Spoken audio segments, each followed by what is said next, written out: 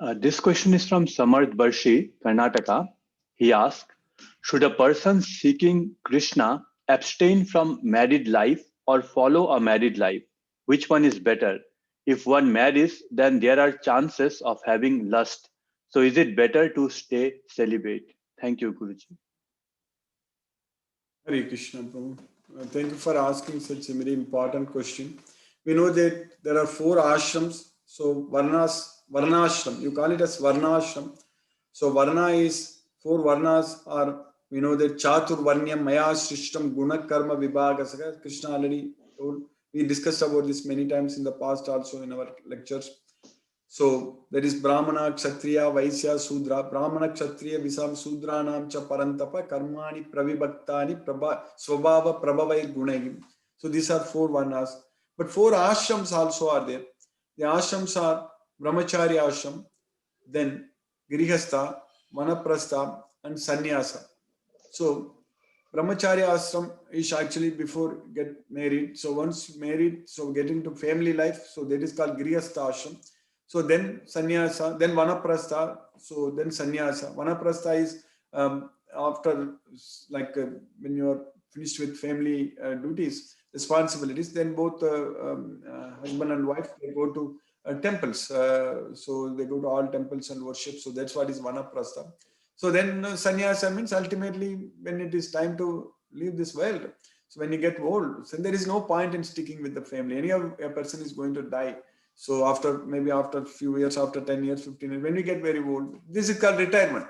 When you retirement, one should be preparing to leave this world. At that point of time, there is no point in developing more and more attachments to this world. That's not going to help actually. So that way, that's what is called sannyasa. So in this case, for your question, actually, this celibacy is actually should be practiced all the time actually. All the time in the sense, even within the family life also, Krishna is saying that I am the sex life which is within the religious principles. So balam balavatam chaham. Then Krishna is saying that in the 7th chapter. So dharmavrito bhutesu kamesu bharatasabha. That's what which is according to religious things, according to dharma. So I am the so Krishna is saying actually in the 7th chapter, Krishna says that very clearly.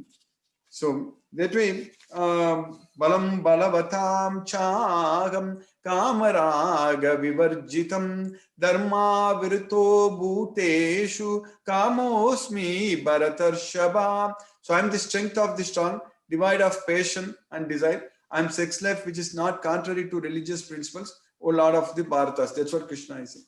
So that means even if one enters a Grihastha ashram, in fact, he has much more responsibilities to serve Krishna, because there you are giving an opportunity for devotees to take birth. So you are able to bring up a devotee. So that way, in this way, children always they have to come there. So the devotees should give an opportunity for the devotees to come and take birth and bring them in a Krishna conscious life. So that should not be treated simply like a materialistic enjoyment, like they're getting into a family life. Grihastha life, in fact, it has got much more responsibilities than a person directly becoming a brahmachari to sannyasa actually. So the responsibilities are even more entering into a grihastha ashram. But it all depends when it all depends upon a person's interest. So nothing is forced upon anyone. So if one wants to continue becoming this all applies to only males. So continue to become from brahmachari to sannyasa, option is there, or enter into grihastha life and then vanaprastha, sannyasa. But everything should be according to Bhagavad Gita. That is what is very important. So everything should be done for Krishna. That's what is very important. So this knowledge of Bhagavad Gita is very important, and following what Krishna says in Bhagavad Gita is very important. So even in the family life also, doing everything for Krishna is very, very important. So that way it all depends.